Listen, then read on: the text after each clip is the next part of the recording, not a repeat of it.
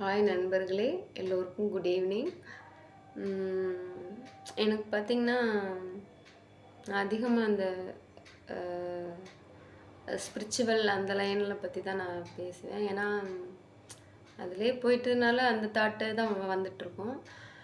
பட்டு கஷ்டம் வந்தால் தானே அந்த லைனுக்குள்ளே போவோம். ஸோ அந்த மாதிரி. பட்டு இப்போ நான் வந்து ஒரு சின்ன பையனை பற்றி ஒரு ஸ்டோரி. பட் அது படித்ததில் எனக்கு அவ்வளோ ஒரு என்னென்னா, இப்படிலாம் இருக்க முடியுமா, இப்படிலாம் இருந்து போயிருக்காங்க, நடந்திருக்கு அப்படின்றது தான் ஒரு பெரிய விஷயமே. என்னென்னா, அது கிட்டத்தட்ட 90-80 வருஷங்கள் முன்னாடி அந்த மாதிரி அப்படிதான். ஒரு நம்ம எல்லாருமே மரணத்தை பார்த்து எவ்வளோ பயப்படுறோம். நான் இதை பற்றி பேசுகிறேன்னே எதுவும் நினச்சிக்க வேண்டாம். பட் கொஞ்சம் இதெல்லாம் பற்றி தெரிஞ்சுக்கணும். நிறைய பேர் இப்போ இதை தெரிஞ்சுக்க வந்து முற்படுறாங்க. ஏன்னா எல்லா விஷயங்களுக்குள்ளேயுமே தலையிட்டு எல்லாத்துக்கும் ஆசைப்பட்டு கடைசியில் அவங்களுக்கு தீர்வு வந்து என்னடா மண்டையை பிச்சுக்குது, இதுக்கு என்னடா தீர்வு அப்படிங்கிற ஒரு சிச்சுவேஷனில் வந்து நிற்கிறாங்க. கடைசியில் எல்லா இதுக்குள்ளேயுமே போய் அந்த மனம் பொறுப்புக்குள்ளே போய் எந்த ஒரு விஷயமா இருக்கட்டும், எந்த ஒரு சின்ன விஷயம்னா கூட அது வந்து அந்த மனசை நம்ம அங்கே விட்டுறோம். ஸோ அதனால திரும்ப அதுக்கு தீர்வு கிடைக்காம நல்ல விஷயமா இருந்தால் அதை அக்செப்ட் பண்ணிட்டு பேசாமல் போயிடுவோம் ஹாப்பினஸ்ஸாக.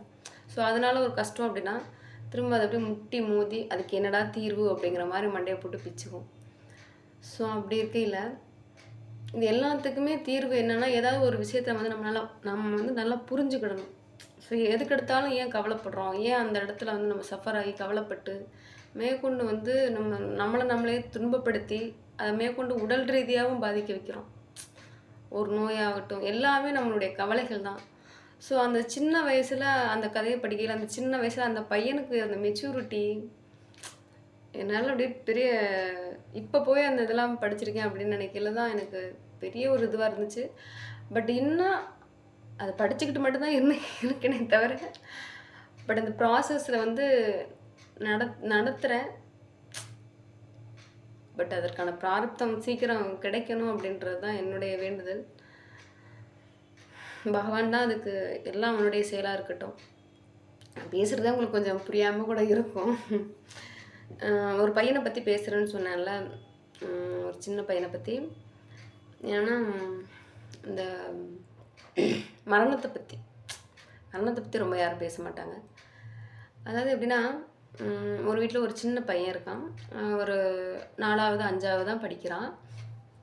அவங்க பாட்டிக்கு வந்து அப்போ வந்து சாவெல்லாம் அந்த பையன் பார்த்தது கிடையாது. இறப்புன்னா என்னென்னு தெரியாது, பார்த்தது கிடையாது. அவங்க ஃபேமிலியில் எல்லோரும் நல்லா இருக்காங்க. திடீர்னு வந்து அவங்க வீட்டில் வந்து அவங்க பாட்டி வந்து இறந்து போகிறாங்க. இறந்து போனோன்னா அந்த பையன் வந்து ஸ்கூல் போயிடுறான், திரும்ப வீட்டுக்கு வரான். ஸோ எல்லோரும் அழுகுறாங்க.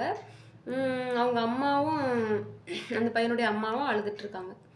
அழுதுட்டு இருந்தோன்னே அந்த பையன் போய் அவங்க அம்மா கிட்ட பாட்டியை வந்து அவங்க இதில் வச்சுருக்காங்க, தனியாக ஒரு இதெல்லாம் வச்சு இறந்து போனவங்க அந்த பாடையெல்லாம் இது கட்டி வச்சுருப்பாங்க. ஸோ அந்த மாதிரி வச்சு படுக்க வச்சுருக்காங்க, மாலையெல்லாம் போட்டு வச்சுருக்காங்க.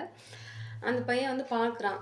பார்த்துட்டு அவங்க அம்மாட்ட போய் கேட்குறான், அம்மா எல்லோரும் ஏன் அழுகுறீங்க, பாட்டிக்கு என்னாச்சு, பாட்டி தான் படுத்துருக்காங்கல்ல, ஏன் பாட்டிக்கு என்னாச்சு அப்படிங்கிற. அவங்க அம்மா சொல்கிறாங்க, பாட்டி வந்து சாமிக்கிட்ட போயிட்டாங்கம்மா அப்படின்னு சொல்கிறாங்க. அவனுக்கு புரியலை. சாமிக்கிட்ட போயிட்டாங்களா, பாட்டி இங்கே தானே படுத்துருக்காங்க, சாமிக்கிட்ட போயிட்டாங்கங்கிறீங்க அப்படின்னா, அவங்க அம்மாவுக்கு வந்து அதுக்கு மேலே அந்த சின்ன பையனுக்கு வந்து விளக்கம் சொல்லி வந்து புரிய வைக்க முடியல. சாமிக்கிட்ட போயிட்டாங்க அப்படின்னு சொன்னால் இந்த பையனுக்கும் ஒன்றும் புரியல. சாமிக்கிட்டனா ஒரு வேளை எப்படி சாமிக்கிட்ட போனாங்க, உடம்பு இங்கே இருக்குது, ஸோ எப்படி சாமிக்கிட்ட போனாங்க அப்படிங்கிற மாதிரி அவன் யோசிச்சுட்ருக்கான். அந்த சின்ன வயசில் அவ்வளோ பெரிய ஒரு ஆழ்ந்த சிந்தனை வரும், எப்படி வரும்னே தெரில. பட் சாமிக்கிட்ட போயிட்டாங்கன்னு சொல்கிறாங்களே அப்படின்ட்டு அவன் யோசிச்சுட்டே இருக்கான். சரி அங்கே என்ன நடக்குதுன்னு பார்த்துட்டே இருக்கான். எல்லோரும் வர்றாங்க, அழுகுறாங்க, பூ போடுறாங்க. அதுக்கப்புறம் எல்லா ப்ராசஸும் முடிஞ்சோடனே அவங்களோட பாடியை வந்து எடுக்கிறாங்க. அவங்க சுடுகாட்டுக்கு எடுத்துகிட்டு போகிறாங்க. அவங்களோட இதில் வந்து பேரன் தான் இது வைக்கணும் அப்படிங்கிற மாதிரி ஒரு அந்த இதை சடங்குகள் சொல்லுவாங்க. ஸோ அந்த மாதிரி அவன் தான் அந்த இதை செய்யணும் அப்படிங்கிற மாதிரி இருக்கையில் அந்த பையனை தான் கூப்பிட்டு விறகெல்லாம் அடுக்கி வச்சு பாட்டியோட உடம்பு அதில் தூக்கி வச்சு அந்த பையனை வந்து இது வைக்க சொல்கிறாங்க, கொல்லி வைக்க சொல்கிறாங்க. அப்போ அந்த பையன் கேட்குறான் அவங்க அம்மா கிட்ட, அம்மா பாட்டிக்கு வந்து இது சுடாதாம்மா அப்படின்னு சொல்லல. பாட்டிக்கு வந்து இப்போ சுடாது, பாட்டி வந்து சாமிக்கிட்ட போயிட்டாங்க, இப்போ வந்து பாட்டிக்கு ஒன்றும் செய்யாது, நீ வை அப்படின்னு சொல்கிறாங்க. அவனுக்கு ரொம்ப ஆச்சரியமா இருக்கு. என்ன ஆச்சு இங்க? இப்ப என்ன நடந்துச்சு? ஒண்ணுமே இல்ல. பாட்டி இங்க தான் இருக்காங்க. ஆனா, இப்ப வச்சா இவங்களுக்கு சுடாதுன்னு சொல்றாங்க. எப்படி? யாரு? எங்க போனா?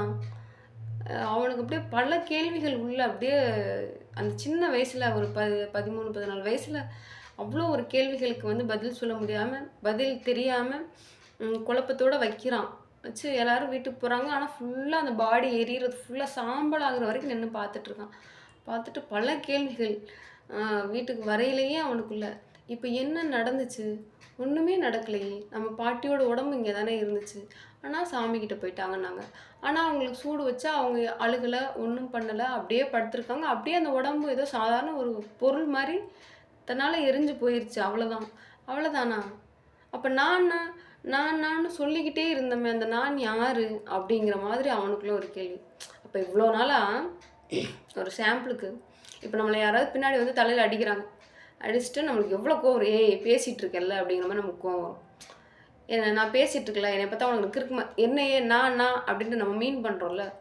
ஸோ அந்த நான் உள்ள இத்தனை வருஷ காலமாக நம்ம பாட்டிக்குள்ள நான் சொல்லிக்கிட்டு இருந்த நான் எங்கே போச்சு? அது எங்கே போச்சு? உடம்பு இறந்து போச்சு. அப்போ இந்த நான் ஒன்று சொல்லிக்கிட்டே இருந்துச்சு, அது எங்கே போச்சு? யார் அதை சொன்னது? உள்ளே இருந்து சொல்லிக்கிட்டே இருந்தது யார்? இங்கே இறந்தது யாரு? அதை சொல்லிக்கிட்டே இருந்தது யாரு? அப்படின்ட்டு அந்த பல கேள்விகள். அதோடு போய் அந்த பையன் வீட்டில் யாருமே இல்லாத போது படுத்திருக்கான். அவனாக அந்த ப்ராக்டிக்கலாக பண்ணி பார்க்குறான். காலை நீட்டி நல்லா படுத்துக்கிட்டான். படுத்துக்கிட்டு இப்போ நான் வந்து இறந்து போயிட்டேன், மூச்சை வந்து இறுக்க பிடிச்சிக்கிறான். இறந்து போயிட்டேன், நம்ம மூச்செல்லாம் விடலை. எனக்கு வந்து எல்லோரும் மாலை போடுறாங்க. என்னை சுற்றி எல்லோரும் நின்று அழுதுட்ருக்காங்க. அப்புறம் என்னை தூக்கிட்டு போய் அவங்க எரிக்கிற இடத்துல வச்சு இது பண்ணுறாங்க. என் உடம்பு இறஞ்சிருச்சு. அப்போ நான் இருந்தது யார்? நான் சொன்னது யார்? அங்கே இருந்தது யார்? காணாமல் போனது யார்? அப்போ நான் இவ்வளோ நாள் சொல்லிக்கிட்டு இருந்தது யார் அப்படின்னு அவன் அந்த அந்த ஒரு ப்ராக்டிக்கலாக அந்த பையன் பண்ணி பார்க்க அவனுக்குள்ளே இருந்தே ஒரு மரண பயம் வந்து அவனுக்குள்ளே இருந்து ஒரு ஆத்மஸ்வரூபம் வெளிப்பட்டது. அவனுடைய சச்சிதானந்தம் இருப்பு, தனக்குள்ள இருப்பா இருக்கிற அந்த இருப்பு அவனுக்குள்ள இருந்து வெளிப்பட்டுருச்சான். அந்த உடல் நான் கிடையாது பேசுதான் வந்து ஆத்மஸ்வரூபம். அப்படியே அந்த அவனுக்கு என்ன பண்றதுனே தெரியல. அப்படியே அவனுக்குள்ள இருந்து வெளிப்பட்டு அது இது பண்ணும்போது அந்த உடல் அழியக்கூடிய உடல் நான் கிடையாது, அந்த அழியக்கூடிய உடல் நான் கிடையாது. அப்படியே அந்த ப்ராசஸ்க்கு அப்புறம் அவர் கிட்டத்தட்ட ஒரு 3/4 மணி நேரம் 1/2 மணி நேரத்துக்கு மேலே அந்த மயக்க நிலையிலே இருந்தாலும் எந்திரிக்கவே இல்லையா. மரண பயத்தோடு என்ன வந்தாலும் பரவாயில்லன்னு தான் அந்த மாதிரி ப்ராசஸே அவர் பண்ணி பார்த்துருக்காரு. அந்த ஆத்மஸ்வரூபமே வந்து அவருக்கு இது பண்ணோன்னே அவர் தன் நிலையை உணர்ந்துட்டார், நான் யார் அப்படிங்கிறத உணர்ந்துட்டார். அதுக்கப்புறம் எல்லாம் நடந்து முடிஞ்சதுக்கப்புறம் அவர் அந்த கண்ணு முழிச்சு இந்த உலகத்தை பார்க்கையில் இந்த உலகமே அவருக்கு வேறு மாதிரி இருந்துச்சான். எல்லாம் மாறக்கூடியது, ஒரு செகண்டுக்கும் ஒன்று மாறக்கூடியது, எல்லாம் மாற்றத்திற்கு உட்பட்டதாக மட்டும்தான் இருந்துச்சான், வேறு எதுவுமே கிடையாது. எல்லாம் மாறக்கூடியது. இன்றைக்கி இப்போ ஒரு வீட்டில் இருக்குமா, இன்னும் ஒரு 10 வருஷம் கழிச்சு வேறு வீட்டில் இருப்போம். இன்றைக்கி ஒரு பொருள் வச்சுருக்குமா. ஸோ பொருட்களே மாறும்போது எல்லாமே மாறுது. ஸோ எல்லாமே மாறக்கூடியது, எதுவுமே இங்கே நிரந்தரம் கிடையாது. ஸோ எதை நம்ம அப்புறம் அப்போ உடம்புல நம்ம நான் சொல்லிகிட்டு இருக்கோம் அப்படின்னு எவ்வளோ பெரிய ஒரு உண்மையை வந்து அவர் சோதித்து அந்த பையன் கண்டுபிடிச்சிருக்காருன்னா, இது அழியக்கூடிய உடம்பு. இந்த அழியக்கூடிய உடம்பை வச்சுக்கிட்டு நம்ம என்னென்ன பண்ணுறோம். பெண்ணுங்க பொம்பளை பிள்ளைங்களா இருக்கணும், மேக்கப் பண்ணுறது, இதை பண்ணுறது, நல்லா இருக்கா அதை பண்ணுறது, முடிய சீவுறது, அதை வைக்கிறது, இதை பண்ணுறது, என்னென்னமோலாம் பண்ணுவோம். எல்லாம் அந்த வெளி உடம்புக்கு போட்டு நம்ம அவ்வளோ இது பண்ணுவோம். உள்ளே ஒன்று உட்காந்து தூங்கிட்டு இருக்கு, அதை நம்ம கண்டுக்கிறதே இல்லை, அதை பற்றி தெரிஞ்சுக்கிறதே இல்லை. பட் அந்த சின்ன வயசில் அந்த பையன் அவ்வளோ அழகாக அதை தெரிஞ்சுக்கிட்டு கண்ணை முழிச்சு பார்க்கல, இந்த உலகமே வேறு மாதிரி தெரிஞ்சிச்சு. ஆனால் அந்த பையன் வந்து அது வெளி காட்டிக்கலை. ஏன்னா அப்போ உள்ளவங்கள்ட்ட போய் அதை கேட்டால் அவங்களால பதில் சொல்ல தெரியாது. ஏன்னா அந்த அனுபவம் வந்து அந்த பையன் மட்டும்தான் அனுபவிச்சிருக்கான். ஸோ அந்த அனுபவத்தை போய் சொன்னால் அவனை வந்து எப்படி ட்ரீட் பண்ணுவாங்கன்னா, சின்ன பையன் கிறுக்கு மாதிரி பேசாதரா, அதெல்லாம் ஒன்றும் இல்லைடா. ஏன்னா அவங்களுக்கு தெரியாது. தன் நிஜ சொரூபத்தை அறிந்த இந்த ஆன்மா வந்து இன்னும் எத்தனை நாள் இந்த உடம்புல வந்து நாடகமா நடிச்சிட்டுருக்கும். இந்த உடம்ப வந்து இந்த நாடகம் நடத்தி இந்த உடம்ப வச்சு இந்த நாடகத்த நடத்திக்கிட்டு இருக்கும். இந்த வாழ்க்கைன்ற நாடகத்த நடத்திக்கிட்டு இருக்கும். இந்த தன் நிஜ ரூபத்தை அறிந்த இந்த ஆன்மா, இன்னும் எத்தனை நாட்கள் இந்த உடம்ப வச்சுக்கிட்டு இந்த நாடகத்த நடத்திக்கிட்டு இருக்கும். அப்படிங்கிற மாரி அவருக்குள்ள அப்படி ஒரு கேள்வியெல்லாம் பதில்லாம் வந்திருக்கு. ஸோ, அதனால தான் அவர் வந்து அந்த சின்ன வயசுல வந்து கிளம்பி சிவபெருமானே நோக்கி போயிட்டார். அந்த காலத்துல ரயில் பயணம்லாம் ரொம்ப கம்மி தான். பட் இருந்தாலும் அவர் அத தேடி போய் அங்கேயே போய் இருந்தாரு. என்னன்னா, ம் அ அதுக்கப்புறம் அவர் வந்து அவர் இருக்கிற இடத்துல யார் எப்படி இருக்காங்களோ, இப்போ அவர் ஒரு இடத்துல இருக்காரு அப்படின்னா, ஒரு 4 பேர் இருக்காங்கன்னா, ஸோ அந்த இடத்துக்கு தகுந்த மாரி அவர் பேசுவார். அதுக்கு தக்கன அவர் வந்து எதையுமே வெளிக்காட்டிக்கல. நான் இத உணர்ந்துட்டேன் அப்படி இப்படின்ட்டு. ஏன்னா தன்னை உணர்ந்தவருங்க வந்து யாருமே அத வெளிப்படுத்தவே மாட்டாங்களாம். ஆனா இன்னைக்கு மயக்கு பிடிச்சு பேசுற எல்லாருமே வந்து யாரும் உணர்ந்தவங்களே கிடையாது.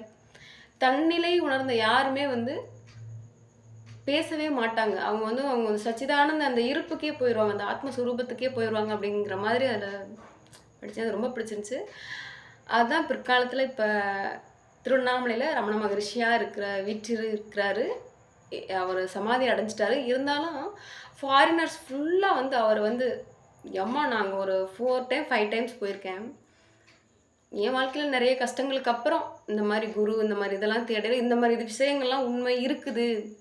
இந்த உடம்பையும் தாண்டி நான்கிற ஒண்ணு இருக்கு. உள்ள இருக்கு. அதுதான் நம்மளுடைய நோக்கமே, இன்டர்ன்ஷிப்பே அப்படிங்கிறத புரிஞ்சுக்கிட்டேன். பட் அதில ப்ராசஸ்ல இறங்கிட்டு தான் இருக்கேன்.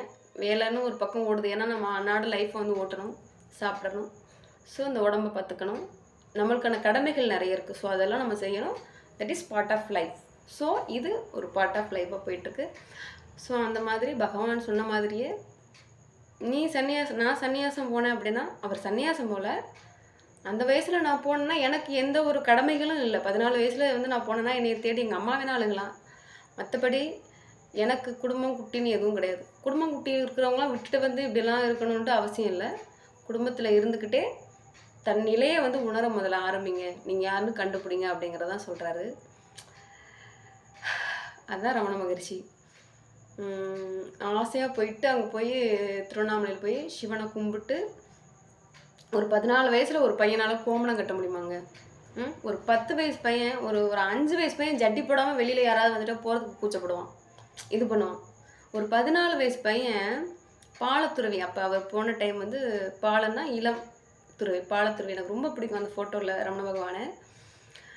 அந்த கோமணத்த கட்டிட்டு அந்த இதில போவாராம். அவ்ளோ பேர் கேலி பண்ணுவாங்களாம். ஆனா அவரு எல்லா சட்டையுமே கழட்டி தூக்கி போட்டுட்டு பூணூல் அவர் வந்து ஐயர் வீடுன்னு சொல்லுவாங்க. பூணூலெல்லாம் கழட்டி அந்த கம்மாயில போட்டு அந்த குளத்துல போட்டுட்டு, வெறும் அந்த வேஷ்டில வந்து மட்டும் கொஞ்சோண்டு துணிய மட்டும் எடுத்து கோமணம் கட்டினவர் தானாம். சாகுற வரைக்கும் ரமண பகவான் அப்படிதான் இருந்திருக்காரு. அப்ப எதுவுமே நிரந்தரம் இல்ல. இதெல்லாம் என்னது இது? இந்த உடம்பே நான் இல்ல அப்படிங்கிறாரு ரமண பகவான். இந்த உடம்பே நான் இல்ல. இதுக்கு இதெல்லாம் தேவையா? ஏன்னா அது அவருடைய சிம்ப்ளிசிட்டி. இப்படிதான் இருக்கணும் அப்படின்ட்டு அவர் இது பண்ணிக்கல. அவர் தன் நிலையை உணர்ந்ததுனால அவர் அந்த நிலைக்கு போயிட்டாரு. அதனால தான் அவரு அந்த கடைசில அவருக்கு புற்றுநோயெல்லாம் வந்திருக்கு.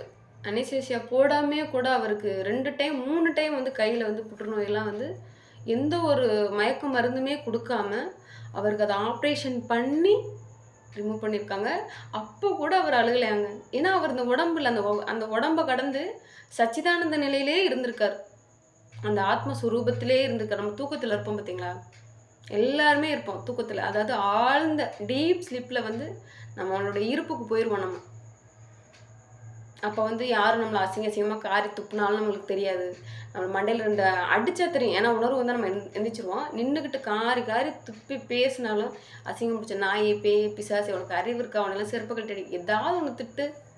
ஒரு சொரணையும் இருக்காது. நம்ம பாட்டுல நல்லா தூங்குவோம். ஆத்மஸ்வரூபம் அது பாட்டுல உள்ள அப்பயே உட்காந்து இப்படியே பார்த்துட்டு இருக்கும் நம்மள. அப்படியே கவனிச்சுட்டு தான் இருப்போம். அவ்வளோ ஒரு தங்கங்க அது வந்து. நமக்குள்ள இருக்க குழந்தை மாரி நம்ம அத ட்ரீட் பண்ணணும். நம்ம வெளியில போய் லவ்வ தேடுறோம், எல்லாம் தேடுறோம். பட் அதுக்கிட்ட நம்ம லவ்வ குடுக்கணும். வெளியே அதாவது பகவான் சொல்லுவாரு, வெளி விஷயங்களால் எந்த ஒரு இந்த பிரபஞ்சத்தில் உள்ள எந்த ஒரு வெளி விஷயங்களால் உனக்கு வந்து சந்தோஷம்னே ஒன்று கிடையவே கிடையாது. அந்த நிமிஷம் அந்த நேரம் உனக்கு அது சந்தோஷத்தை கொடுக்கலாம், கொடுக்குற மாதிரி இருக்கலாம், அது நிஜமாக கூட இருக்கலாம். அடுத்த செகண்ட் வந்து அது உனக்கு துன்பத்தை தான் கொடுக்கும். ஸோ சந்தோஷம் அப்படின்றது கிடைக்குதுன்னா அது நிரந்தரமாக சந்தோஷமாக தானே இருக்கணும், ஏன் அது துன்பத்துக்கு மாறுது? ஸோ நம்ம அந்த ஆசைப்பட்டு நம்ம அதுக்கு போய் சிக்கி ஒரு விட்டில் பூச்சி இருக்கும்னு சொல்லுவாங்க. அப்படியே அந்த வெளிச்சத்தை பார்த்தோன்னா அந்த விட்டில் பூச்சி ஃபுல்லாக போகும், வேகமாக போய் போய் போய் அந்த நெருப்பில் டக்குன்னு அடிபட்டு செத்து போயிடும். ஏன் அது பார்த்தோன்னா என்னமோ அப்படின்னு அங்கே போகுது, அங்கே போய் அடிபட்டு டெத் ஆயிரும். ஸோ அந்த மாதிரி பேசினா சொல்லிட்டே இருப்பேன். எல்லாருமே எல்லாமே மாறக்கூடியது. ஆனால் நம்ம எவ்வளோ இதெல்லாம் நம்ம ஆசைப்படுறோம் தெரியுமா? ஃபஸ்ட்டு லேடிஸை பொறுத்த வரைக்கும் வீடு கட்டணும், வண்டி வாங்கணும், எல்லார் மாதிரி இருக்கணும், நகை நிறைய எடுக்கணும், அதை பண்ணணும் இதை பண்ணணும். ஆனால் விடிஞ்சா இப்போ இந்த செகண்டு நிச்சயமா அப்படின்னு கேட்டோன்னா கண்டிப்பாக கிடையாது. என்ன வேணாலும் ஆகலாம். ஸோ ஸ்டார்டிங்கும் எண்டிங்கும் நம்ம கையில் கிடையவே கிடையாது, என்ன வேணாலும் ஆகலாம் இல்லையா?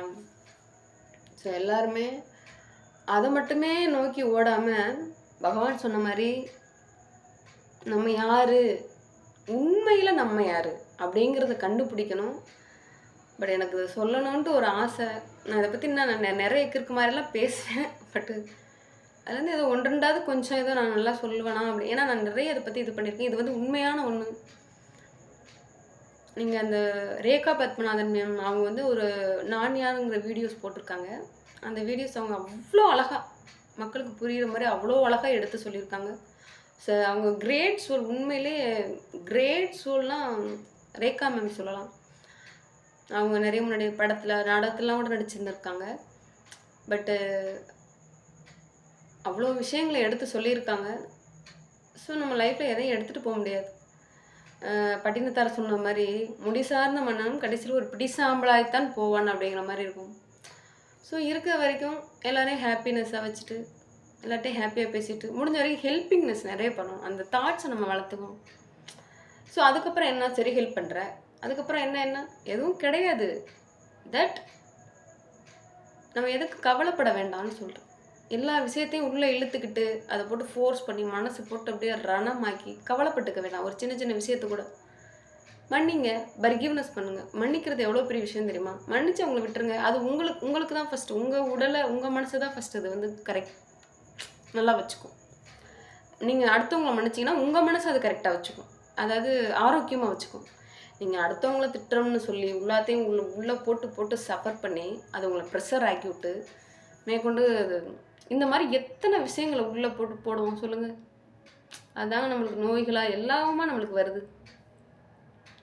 ஸோ நிரந்தரமே இல்லாதது எதுவுமே இருக்கிற வரைக்கும் ஹாப்பினஸ்ஸாக இருங்க. தன்னைத்தான் உணரணும். இது ஒரு சட்டை, நீ அடுத்து இன்னொரு சட்டை எடுப்போம். பகவான் சொன்ன மாதிரி நான் 8 பாட்டிலையும் உள்ளதை மேம் அழகாக சொல்லியிருப்பாங்க. பட் என்னால் முடிஞ்சதை நான் அப்பப்போ எனக்கு புரிஞ்சதை நான் கொஞ்சம் நானும் கொஞ்சம் வளரணும் உங்ககிட்ட அப்படின்னு ஒரு ஆசையும் இருக்குது. பட் ஏன்னா நான் அதில் நிறைய புக்ஸ் எல்லாம் வாங்கி வச்சுருப்பேன். அவங்க சொல்கிற புக்ஸ் எல்லாம் ரமணாசிரமம் போயிட்டுனா அங்கே போய் ரமண பகவானை பற்றின புக்கு எல்லாமே வாங்கி வச்சுருக்கேன். பட் தன்னிலையே உணரணும் அப்படிங்கிறது என்னுடைய ஆசை. ஏன்னா நான் எப்படி இதுக்குள்ளே வந்திருக்கேன்றது எனக்கு மட்டும்தான் தெரியும். ஒரு கஷ்டப்பட்டவங்களுக்கு மட்டும்தான் அந்த தெரியும். பட் எல்லாருமே வந்து ஹாப்பியாகவே இருங்க. ஒரு சின்ன சின்ன விஷயத்த கூட போட்டு ரொம்ப ஃபோர்ஸ் பண்ணி இது பண்ணிக்காதீங்க. ஏன்னா எதுவுமே நிரந்தரம் கிடையாது, ஓகேவா? ஸோ அதனால் எல்லாத்தையுமே ஃப்ரீயாக விடுங்க. ஸோ இந்த கதை உங்களுக்கு பிடிச்சிருக்குன்னு நினைக்கிறேன். இது உண்மையில் நடந்த கதை. இதுக்கப்புறம் ரமண பகவானை பற்றி அவர் எப்படி இதுக்கான வழிகள் என்னென்ன, அதாவது நம்ம எப்படி வாழ்க்கையில் இது பண்ணலாம், இந்த வாழ்க்கையை கடந்து நம்ம எப்படி நார்மலாக போகலாம், நம்மளை நம்ம எப்படி உணர்ந்துக்கலாம் அப்படிங்கிறதுக்கான விளக்கங்கள்லாம் பகவான் சொல்லலை. பகவான் கூட இருந்த ஒரு அவருடைய சீடர் ஒருத்தர், சீடர்னால் அவருக்கு வந்து பணிவிடை செஞ்சவங்க. அவர் வந்து நீங்கள் வந்து இப்படி அமைதியாகவே இருந்தீங்கன்னா நாங்கள்லாம் எப்படி கடை தேர்றது முன்னேறுறது அப்படிங்கையில் பகவான் வந்து அப்பப்போ சொல்கிறத எழுதி வச்சு அதை ஒரு புக்காக போட்டிருக்காங்க. நான் யார், இந்த உடம்பு நான் இல்லை, அழியக்கூடிய இந்த மனம் நான் இல்லை, இந்த எண்ணம் நான் இல்லை, அப்போ இதெல்லாம் தாண்டி நான் யார் அப்படின்ட்டு எல்லாத்தையும் கலெக்ட் பண்ணி ஒரு பொக்கிஷம் மாதிரி ஒரு புக்காக போட்டிருக்காங்க. ஸோ அந்த புக்கை பகவான்கிட்ட கொண்டே கொடுத்துருக்காங்க, ரமண மகரிஷிட்ட. அவர் அதை மறுபடியும் வாங்கி மக்களுக்கு புரிகிற மாதிரி இன்னும் பின்னாடி வர்ற தலைமுறைகளும் இதெல்லாம் மாயை. எத்தனை புத்தர் வந்தாலும், யோகி வந்தாலும், நபிகள் வந்தாலும், கிருஷ்ணர் வந்தாலும், எவ்வளோ மகான்கள் வந்து சொன்னாலும் நம்ம போய் சேரக்கூடிய இடம் ஒன்று தான், பாதை வேறையாக இருக்கலாம். பட் அந்த மாதிரி யாருமே புரிஞ்சுக்கிற நிலைமையில இருக்க மாட்டேங்கிறாங்க. ஏன்னா இன்றைக்குள்ள காலகட்டங்கள் அப்படி காசு பணத்தை தேடி ஓடிக்கிட்டே இருக்கு. Run run run run. எதையுமே நின்று யோசிக்க ஒரு செகண்ட் கூட இல்லை. காலையில் எந்திரிக்கிறோமா, சமைக்கிறோமா, சாப்பிட்றது கூட இல்லை. பிள்ளைங்களை கிளப்பிடுறோமா, கடற்கடன்னு வேலைக்கு போகிறோம், நெக்ஸ்ட் வர்றோம், படுக்கிறோம், காலையில் எந்திரிக்கிறோம். ஸோ லைஃப்பில் எங்கே உட்காந்து நம்ம யோசிக்க நேரம் இருக்குது? நம்ம ஏன் பிறந்தோம் அப்படிலாம் யோசிக்க நமக்கு நேரம் இருக்கா? ஏன்னா இன்றைக்கி விலைவாசி என்ன விலைவாசி விற்கிது, ஒன்றும் வாங்க முடியுதா? ஸோ இதை உட்காந்துட்டு யோசிச்சுட்டு இருந்தோம்னா என்னைக்கிட எப்படி ஒரு நாள் ஒரு வேளை சாப்பாடு கிடைக்காது அப்படிங்கிற நிலமையில தான் இன்றைக்குள்ள காலகட்டங்களும் அப்படி இருக்குது. இருந்தாலும் நம்ம கிடைக்கக்கூடிய சின்ன சின்ன நேரங்களை கொஞ்சம் நம்ம பயன்படுத்தி நம்ம ரொம்ப சஃபர் பண்ணிக்க வேண்டாம். ஒரு சின்ன சின்ன விஷயங்கள் சண்டைகள் வந்தாலும் கூட அதை நம்ம மனசை போட்டு நம்ம காயப்படுத்திக்க வேண்டாம். ஏன்னா அதெல்லாம் எதுவுமே கிடையாது. எல்லாருமே மன்னிக்க பழகுங்க. எல்லாருமேலேயும் பாசத்தை கொடுங்க, அன்பை கொடுங்க. அவங்க கொடுக்கலன்னு நம்ம எதிர்பார்க்க வேண்டாம். எக்ஸ்பெக்ட் பண்ணோன்னா அது நமக்கு காயமாக ஆயிரும். ஒரு சின்ன உயிராக இருந்தாலும் கூட பாசத்தை கொடுக்கணும். But don't expect anything. கொடுப்போனா மட்டும் எதையும் எதிர்பார்க்காத. அதான் எதுலேயே ஆரம்பித்து எதுலேயே சொல்லி முடிச்சிருக்கேன். சரி, ஓகே, பாய். இன்றைக்கி இந்த லைவாக போடலான்னு பார்த்தேன், பட்டு முடியல. It's okay. லைவாக போட்டால் எனக்கு அந்தளவுக்குலாம் வராது. ஸோ அதான் வீடியோவாக எடுத்து இது பண்ணேன். It's okay, bye. Take care. Sorry.